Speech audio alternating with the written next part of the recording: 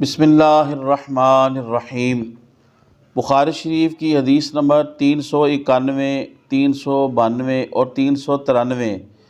ان تینوں حدیثوں کا تقریباً ایک ہی مفہوم ہے، اور ان میں سے 392 حدیث پاک میں آپ کے سامنے بیان کرنے کی سعادت حاصل کرتا ہوں۔ حضرت انس بن مالک رضی اللہ تعالیٰ عنہ بیان کرتے ہیں، رسول اللہ صلی اللہ علیہ وسلم نے فرمایا، مجھے یہ حکم دیا گیا ہے کہ میں لوگوں سے قتال کروں، یعنی جہاد کروں، یہاں تک کہ وہ کہیں لا الہ الا اللہ۔ پس جب وہ یہ کلمہ پڑھ لیں اور ہماری طرح نماز پڑھیں اور ہمارے قبلے کی طرف منہ کریں اور ہماری طرح ذبح کریں، تو ان کی جانیں اور ان کے اموال ہم پر حرام ہو جائیں گے، ما سوا اس جان اور مال کے جس پر کسی کا حق ہو، اور ان کا حساب اللہ پر ہے۔ محترم خواتین و حضرات، اس حدیث شریف کے اندر اللہ پاک نے اپنے پیارے نبی صلی اللہ علیہ وسلم کو جہاد کا حکم دیا کفار اور مشرکین کے ساتھ۔ حضور رحمت کونین صلی اللہ علیہ وسلم نے فرمایا کہ مجھے ان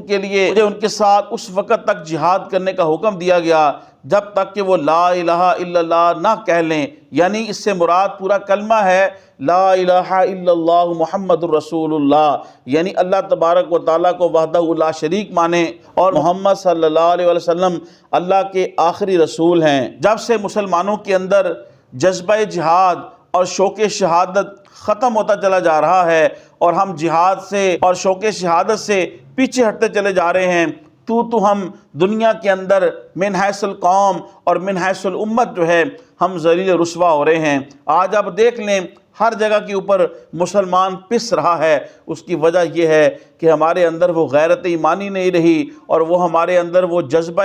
شہادت اور جذبہ جہاد نہیں رہا جو صحابہ کرام رضوان اللہ علیہ مجمعین، تابعین، ہم سے پہلے مسلمانوں کے اندر تھا۔ پھر اس حدیث پاک کے اندر مسلمان کی چند جو معروف ظاہری علامات ہیں ان کو بیان کیا گیا۔ وہ نماز پڑھتا ہو اور اس کا قبلہ بیت اللہ شریف ہو، اور اسلام کے طریقے پر جانور ذبح کرے، یعنی بسم اللہ اللہ اکبر کہہ کے اللہ کا نام لے کے ذبح کرے، مسلمانوں کا ذبیحہ کھاتا ہو، کیونکہ کفار اور مشرکین کو مسلمانوں کا ذبیحہ کھانے میں تنگی یا نفرت کا اظہار کرتے ہیں۔ اس حدیث پاک کے اندر اسلام لانے کے بعد مسلمان کو پروٹیکٹ بھی کیا جا رہا ہے۔ فرمایا کہ جس نے کلمہ پڑھ لیا، اسلام لے آیا ہے، اب اس کی جان اور مال دوسرے مسلمان کے اوپر حرام کر دی گئی ہے کہ ایک مسلمان دوسرے اپنے مسلمان بہن بھائی کی جان یا مال کو بغیر کسی شرعی عذر کے نقصان پہنچائے۔ جان اور مال کا ذمہ جو ہے وہ ہمارے اوپر نہیں، جس کا کسی کے اوپر کوئی حق ہے،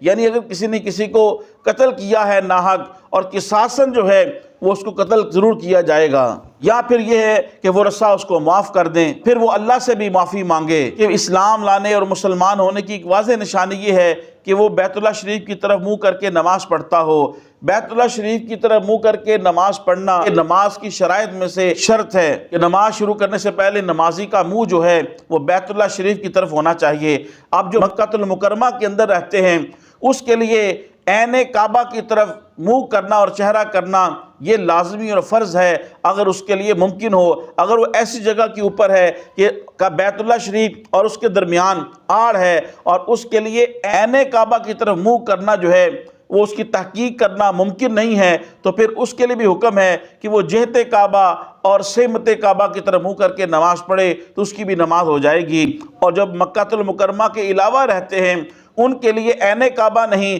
بلکہ جہت کعبہ اور سمت کعبہ کی طرف ہی منہ کرنا اور چہرہ کر کے نماز پڑھنا کافی ہوگا۔ ہاں یہ ضرور ہے، علماء کرام نے، فقہ کرام نے لکھا کہ جتنا وہ عین کعبہ کے قریب اس کی جہت اور سمت ہوگی اتنا ہی زیادہ یہ بہتر ہے۔ محترم خواتین و حضرات، تبلیغ دین کی نیت سے حدیث شریف کے اس درس کو زیادہ سے زیادہ لوگوں تک پہنچانے کے لیے اس ویڈیو کو شیئر کریں۔ اللہ پاک آپ کو جزائے خیر دے۔ السلام علیکم ورحمۃ اللہ وبرکاتہ۔